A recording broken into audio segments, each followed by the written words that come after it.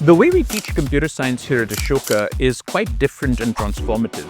CS at Ashoka is not a very straightforward journey. Our CS degree is really complementary when you take it with biology or physics or entrepreneurship or economics. We won't just teach. We'll do things like scavenger hunts, we'll have industry speakers come in, and we'll teach them to have the bravery to get into real research and publish in real journals.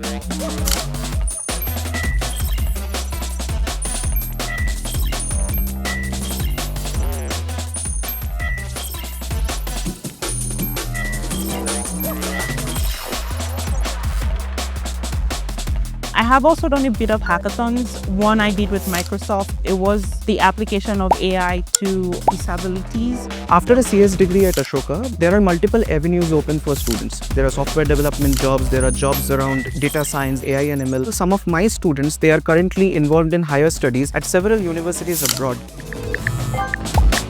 If you want to study computer science, no better place than Ashoka to do it.